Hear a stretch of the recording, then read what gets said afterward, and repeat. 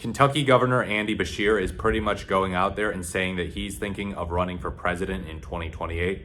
The Hill reports Andy Beshear said he'll consider a 2028 White House bid in an article published Friday while seething over the big, beautiful bill backed by the Republicans in Congress. Quote, 2 years ago, I wouldn't have considered running for president, but if I'm somebody who could maybe heal and bring the country back together, I'll think about it after next year, he told Vanity Fair.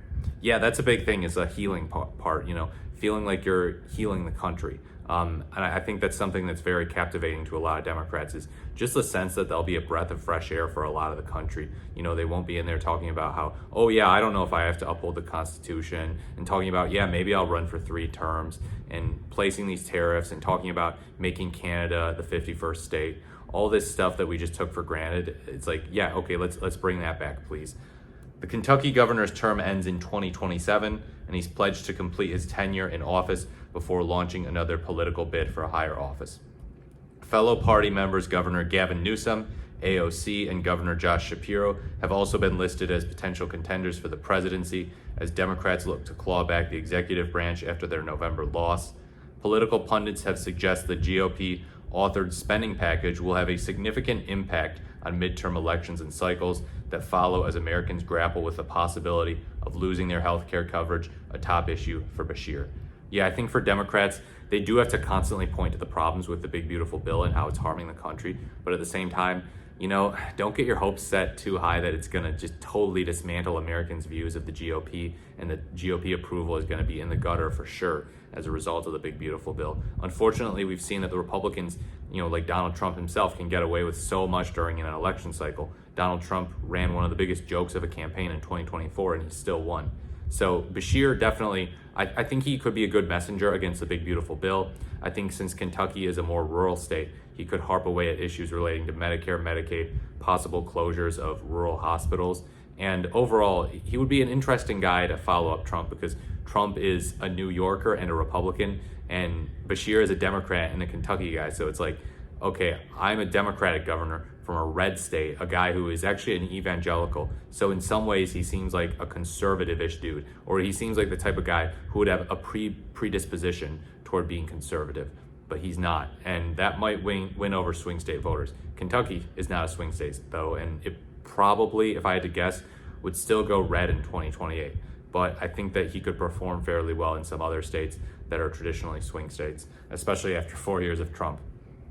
Quote, what the Republican majority is getting wrong is that the American people don't view healthcare in a partisan way. They want to be able to see their doctor when they need to, and they want their neighbor to be able to see their doctor, Beshear said in the interview. That is right. Republicans have waved the white flag on healthcare. I've talked at length about this.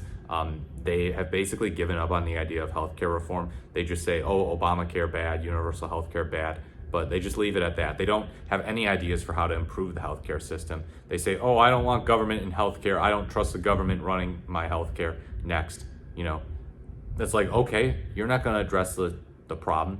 I get that you don't like government, but do you have any idea for how to get people more coverage, more people coverage, make healthcare more affordable? They're just like, no, we want to talk about other issues now, like immigration.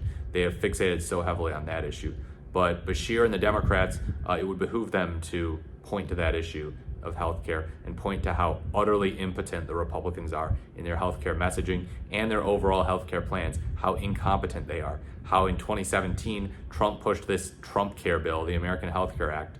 I think Senator Bill Cassidy and Lindsey Graham were involved pretty heavily in that, someone else maybe. But yeah, they were involved in that, and it was a terrible bill. It had a horribly low approval rating, possibly in the teens, 20s, something like that. It was terrible. And Trump didn't even read the bill, and he was just out there talking about how great it was.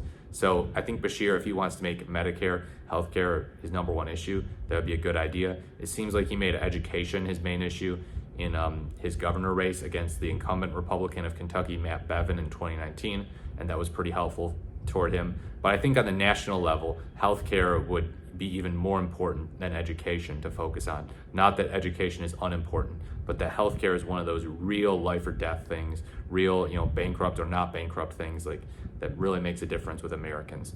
So, quote, no state will be able to compensate for the level of devastation that this bill would cause. What they're doing is immoral and it's certainly not Christian, he added.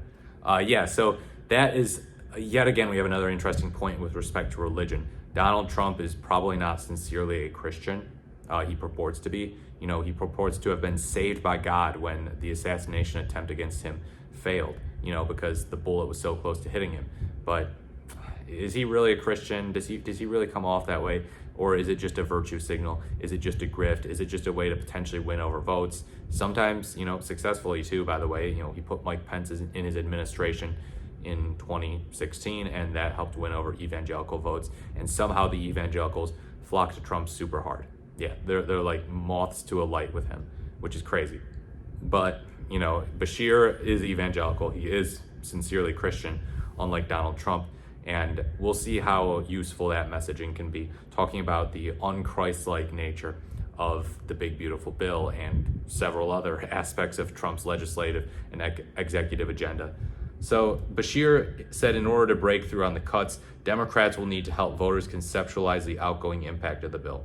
Quote, if Democrats say this bill is going to increase food insecurity, their point's not going to get through. If they say people are going to go hungry, it will, he said. Okay, this is an example of how to speak more bluntly, how to speak in less of a academic sounding way. Food insecurity.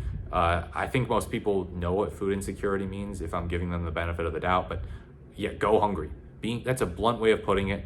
It's not fear mongering, it's just telling it like it is. People are gonna go hungry as a result of this bill. Because insecure, it's like, oh, what does it mean? Does it mean they're gonna feel insecure about their food? Not necessarily. Some people could get that impression. I think most people know what food insecurity means, but yeah, they're gonna go hungry. Blunt messaging, not high horse sounding messaging, not academic sounding, just people are gonna go hungry. Let's tell it like it is. This is a harmful bill. Let's really get across the negative connotation. Quote, and we have to explain not just what we disagree with in this bill, but why. And my why is my faith. The parable of the fishes and the loaves is in every book of the gospel. My faith teaches me that in a country that grows enough food for everyone, that no one should starve. Okay, so this guy is clearly very religious. I don't think that he's anyone who would ever be sympathetic at all to theocracy or anything like that, or shoving his religion down people's throats. As he said, it's my why. It's my why, not the why. My faith is my why for why I oppose the big, beautiful, disgusting, fat, ugly bill. That's his own personal reason. He's not saying this is why you all need to oppose it. This is why everyone who claims to be a Christian and doesn't hate this bill is a fraud. He's just saying, no, this is my reason. So he's not the type of guy who would be a Bible thumper and try to force his religion in other people's faces if he were president of the United States. That's the impression I get, which is a good thing. It would help him in a Democratic primary. I don't know that being religious would help him a ton, like being religious in and of itself. I think America is ready for a secular president, if we're being totally clear. I think that it's not harmful to be an atheist or agnostic. I myself am not religious, and I don't feel like, okay, we're super oppressed and we're super marginalized, and it's hard to not be religious. It's like, whatever, you can go out and say, hey, I don't identify with any faith, really. I don't think that people who are religious are bad people, but like, whatever. I'm not religious, and you can be religious if you want. So I do think that, the Democrats are obviously very tolerant in terms of what your religion can be in their primary. If you're going to try and force your religion down people's throats, they're going to have a problem with that. But this is interesting. It kind of reminds me of Jimmy Carter, who likewise was a religious guy from a southern state of Georgia. And Georgia actually did vote for him both times. And I don't know if Kentucky's going to vote for Beshear. But the South was a little less partisan back then in Jimmy Carter's day. Now it's more partisan. And yet Beshear still enjoys very high approval ratings in the state of Kentucky. He's one of the most popular governors in the country. So good for him. We will see if he runs. Let me know what you think about Governor Andy Beshear running. Do you think he'd be a good candidate? Do you think he'd be an okay candidate? Do you think he'd be an awful candidate? Please like, comment, or subscribe to the channel. Thank you so much for watching. This is the Morris, the merrier, and I look forward to speaking to you in my next video.